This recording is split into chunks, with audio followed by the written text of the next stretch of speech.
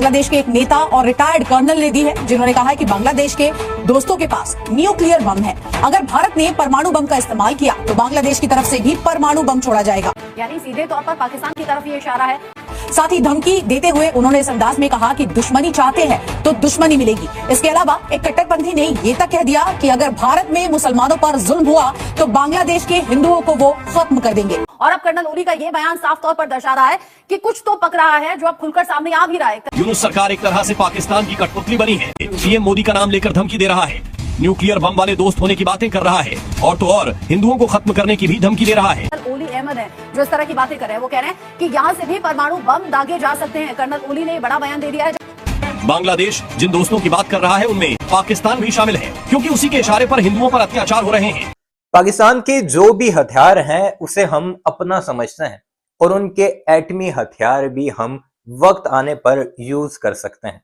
यह बयान दिया है बांग्लादेश के एक साबिक आर्मी अफसर ने और भारत के मीडिया में इस वक्त उसी बयान की गूंज है, क्योंकि उसने साथ ये भी कहा है कि अगर भारत में बसने वाले मुसलमानों को कुछ कहा गया भारत की तरफ से या उसके नरेंद्र मोदी के गुर्गों की तरफ से, जिसमें आरएसएस है, बजरंग दल है या फिर विश्व हिंदू परिषद वगैरह है, अगर इन्होंने मुसलमानों को हल्की सी भी चोट पहुंचाने की कोशिश की तो हम फिर उसका बदला फौजी ताकत से लेंगे और फिर असलहा जो यूज होगा वो पाकिस्तानी यूज होगा भारत के ऊपर। इस बयान पर भारत में एक अजीब सा कोहराम है। वो कह रहे हैं कि जरूर पाकिस्तान अंदरूने खाना बांग्लादेश को असलहे की सप्लाई कर रहा है।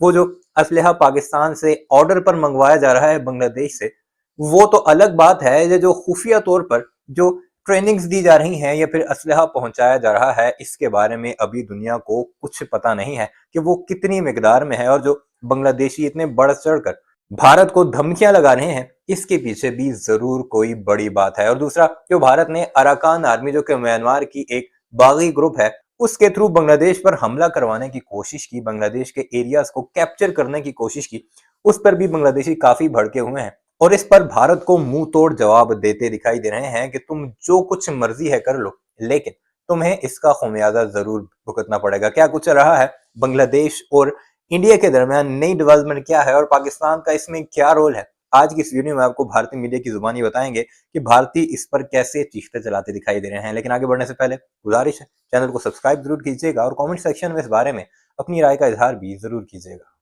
बांग्लादेश के एक नेता और रिटायर्ड कर्नल ने दी है, जिन्होंने कहा है कि बांग्लादेश के दोस्तों के पास न्यूक्लियर बम है। अगर भारत ने परमाणु बम का इस्तेमाल किया तो बांग्लादेश की तरफ से भी परमाणु बम छोड़ा जाएगा। देश से खिलवाड़ न करें, ये भी साफ कर दिया गया। कर्नल ओली अहमद है जो इस तरह की बातें कर रहे हैं, वो कह रहे हैं कि यहाँ से भी परमाणु बम दागे जा सकते हैं। कर्नल ओली ने बड़ा बयान दे दिया है। जब भारत और बांग्लादेश के बीच में लगातार टकराव की स्थिति है, उस बीच वो कह रहे हैं मोदी साहब अल्लाह से डरे।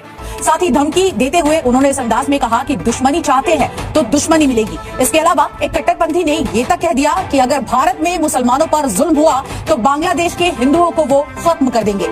एहसान फरामोश बांग्लादेश की हिम्मत तो देखिए, पीएम मोदी का नाम लेकर धमकी दे रहा है, न्यूक्लियर बम वाले दोस्त होने की बातें कर रहा है और तो और हिंदुओं को खत्म करने की भी धमकी दे रहा है। एक बहुत ही मशहूर कहावत है, थोथा चना बाजे घना। कुछ यही कहावत बांग्लादेश पर एकदम सटीक बैठती है। जो देश बना ही भारत की बदौलत, भारतीय सैनिकों के शौर्य के बाद, जिसका जन्म हुआ, जिसकी इकोनॉमी की बड़ी निर्भरता भारत पर है, उस बांग्लादेश के लोग अब भारत को न्यूक्लियर धमकियां देने लगे हैं। जो आज तक अपने देश को एकजुट नहीं रख पाए, वो मुस्लिमों को एकजुट करने के खोखले दावे करने पर उतर आए हैं। बांग्लादेश की इन खोखली धमकियों का पूरा सच आज हम आपको दिखाने वाले हैं। कर्नल ओली अहमद जो की बड़ी बातें कह रहे हैं और कह रहे हैं कि मोदी साहब जो हैं वो अल्लाह से डरने का काम करें। विद्रोही गुट का एक्शन यहाँ साफ तौर पर दिख रहा है और अब यहाँ बांग्लादेश की परमाणु बम वाली धमकी भी सामने आ गई है। ऐसे में परमाणु बम वाली इस धमकी को लेकर बांग्लादेशी कर्नल हैं ओली अहमद, जिन्होंने सीधे तौर पर धमकी दी और वो कह रहे हैं हमारे पास परमाणु बम वाले मित्र राष्ट्र हैं। यानी सीधे तौर पर पाकिस्तान की तरफ ये इशारा है। वो कह रहे हैं कि बांग्लादेश से खिलवाड़ बिल्कुल ना करें। पिछले ही दिनों खबर ऐसी सामने आई थी कि बांग्लादेश भारत से अच्छे रिश्ते रखना चाहता है और अब ये खबर है बांग्लादेश से भी परमाणु बम का खतरा कैसे बन सकता है और कैसे बना हुआ है, ये कर्नल के इस बयान से साफ है। ये सीधे तौर पर घीघट भक्ति भारत को दी गई है। बांग्लादेश जिन दोस्तों की बात कर रहा है उनमें चीन शामिल है, जिसकी तरफ मोहम्मद यूनुस लगातार झुकते जा रहे हैं। इसके अलावा इसमें पाकिस्तान भी शामिल है, क्योंकि उसी के इशारे पर हिंदुओं पर अत्याचार हो रहे हैं। तरीके से बांग्लादेश ने परमाणु बम वाली धमकी दे दी है, उसको लेकर तमाम अपडेट सामने आ रहे हैं और इस खबर को लेकर इंडियन न्यूज संवाददाता रैनिक दत्ता मेरे साथ में लाइव जुड़ गए हैं। रैनिक, अभी तक तो कयास लगाए जा रहे थे कि बांग्लादेश और पाकिस्तान की नजदीकी हो गई है। पाकिस्तान ने हर तरह की संभव मदद का यहां ऐलान कर दिया है बांग्लादेश के लिए, जिसमें परमाणु बम की भी गिनती की थी। और अब कर्नल ओली का यह बयान साफ तौर पर दर्शा रहा है कि कुछ तो पक रहा है, जो अब खुलकर सामने आ भी रहा है। एक तरफ तो वो भारत से अच्छे रिश्ते होने की बात बांग्लादेश कर रहा है, उसकी मुखालफत, उसकी एक तरीके से वकालत कर रहा है, और अब कर्नल ओली का यह बयान।